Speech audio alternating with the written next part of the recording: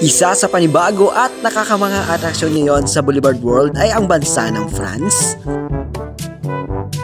ang bansang Egypt, at syempre ang nakakamanghang performance ng bansang Thailand.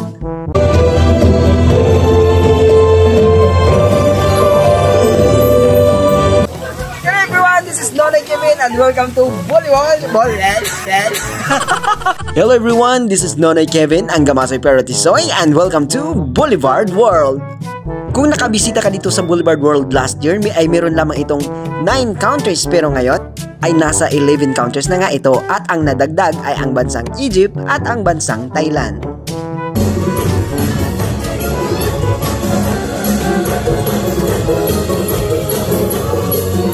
At mas nakakamangha dahil ang entrance lamang ngayon ay nasa 29 reals lamang pag weekdays at pag weekend naman ay 58 reals.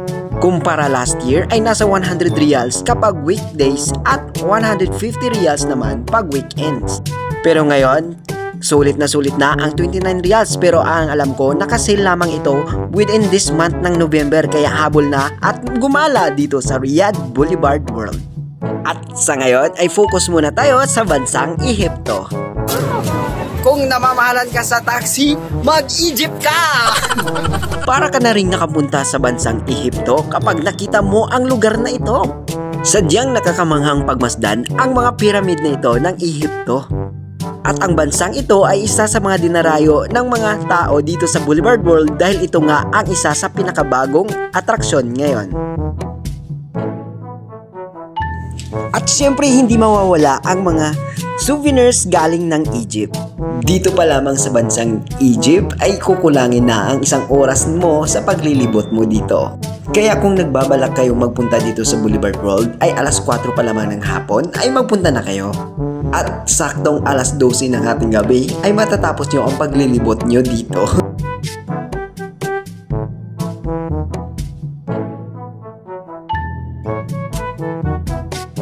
Sadyang nakakatuwang isipin dahil ang mga lugar na parang bihira mong mapuntahan ay ang lugar na mismo ang lumapit sa iyo, at ito nga ay nandito sa Boulevard World. O diba? At tiyak na mas magiging masaya ang inyong pamamasyal pagkasama ang barkada, katrabaho, kapamilya at jowa kung meron ka. Ang pyramid ng Egypt ay may libingan ng mga paraon noong sinaunang panahon ng Ehipto.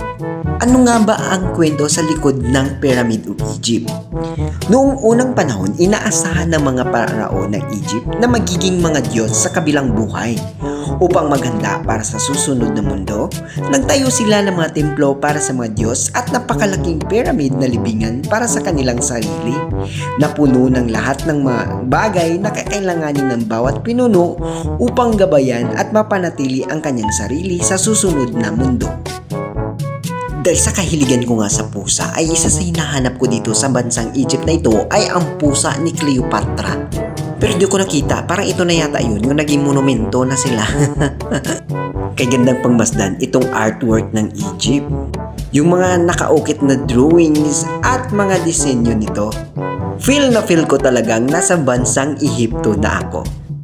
At meron ka pang makikitang mga parao, mga hari at reyna ng Ehipto. Paro or parao, basta yun na yun.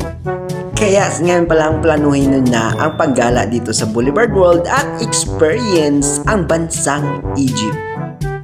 At muli, ito po si Nonoy, ang Gamasoy pero Tisoy, sa masuya lang. At dagang salamat sa inyong panunood. Sana po ay nag-enjoy kayo at magkita-kits tayo dito sa Boulevard World, Riyadh.